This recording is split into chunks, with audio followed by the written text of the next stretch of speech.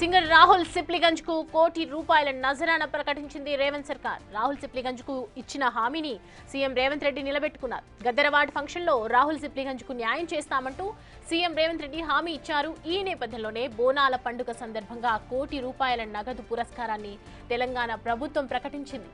పాతబస్తీ కుర్రోడిగా మొదలైన రాహుల్ ప్రస్థానం త్రిబులార్తో నాటు నాటు పాట ద్వారా అంతర్జాతీయ స్థాయిలో ఆస్కార్ వరకు వెళ్ళింది. సొంత కృషితో ఎదిగిన రాహుల్ సిప్లిగంజ్ తెలంగాణ యువతకు మార్గదర్శకుడు అని సీఎం రేవంత్ రెడ్డి అభినందించారు.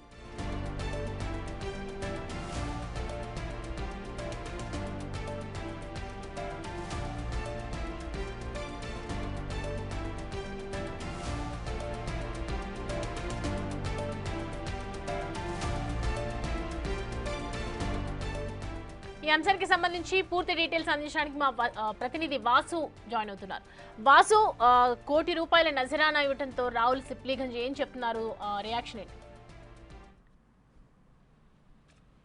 ఏదైతే రాహుల్ సిప్లిగంజ్ హైదరాబాద్ నగరానికి చెందినటువంటి సింగర్ కోటి రూపాయల నజరానా ప్రకటిస్తూ కూడా ముఖ్యమంత్రి రేవంత్ రెడ్డి ఆదేశాలు జారీ చేశారు. సింగర్ రాహుల్ సిప్లిగంజ్ ఇచ్చినటువంటి హామీని ముఖ్యమంత్రి రేవంత్ రెడ్డి నిలబెట్టుకున్నారు. అయితే బోనాల పండుగ సందర్భంగా కోటి రూపాయల నగదు పురస్కారాన్ని ప్రభుత్వం ప్రకటించింది.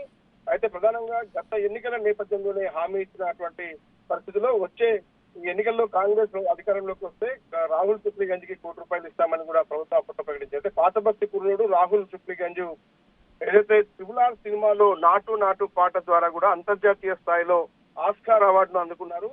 అయితే సొంత కృషితో ఎదిగినటువంటి అతడు తెలంగాణ యువతకు మార్గదర్శకంగా నిలిచాడని ముఖ్యమంత్రి అతన్ని ప్రశంసించాడు. అయితే గత ఎన్నికలకు ముందు జరిగినటువంటి ఒక కార్యక్రమంలో కూడా అప్పటి పిసిసి అధ్యక్షుడి హోదాలో రాహుల్ సిప్లిగంజ్ కు 10 లక్షల రూపాయల ఆర్థిక సహాయం ప్రకటిస్తూ కాంగ్రెస్ ప్రభుత్వం రాగానే కోటి రూపాయల నగదు పురస్కారం ఇస్తామని రేవంత్ రెడ్డి గతంలో హామీ ఇచ్చారు. అయితే ఇటీవల గద్దర్ అవార్డుల సందర్భంగా కూడా ప్రత్యేకంగా రాహుల్ సిప్లిగంజ్ ను ప్రస్తావిస్తూ త్వరలోనే ప్రభుత్వం ప్రకటించినటువంటి ఏదైతే కోటి రూపాయల నజరానా ఉందో త్వరలోనే ఇస్తామని ముఖ్యమంత్రి హామీ ఇచ్చారు. ఈ మేరకు ఇవాళ పాతబస్తీ బోనాల పండగ సందర్భంగా రాహుల్ సిప్లిగంజ్ కు ఈ నజరానా ప్రకటించారు. అయితే ప్రధానంగా కూడా రాహుల్ సిప్లిగంజ్ లాంటి ఎవరైతే యువకుడు ఉన్నాడో పాతబస్తీలో పుట్టి పేద కుటుంబం నుంచి వచ్చినటువంటి వ్యక్తికి సంబంధించి కూడా అంతర్జాతీయ స్థాయిలో కూడా అవార్డుని అందుకొని తెలంగాణ ప్రభుత్వానికి యువతకు ఆదర్శంగా నిలిచారు. తెలంగాణ ప్రభుత్వానికి సంబంధించినటువంటి రాష్ట్ర ప్రతిష్టను కూడా అంతర్జాతీయ స్థాయిలో నిలబెట్టినటువంటి నేపథ్యానికి సంబంధించి కూడా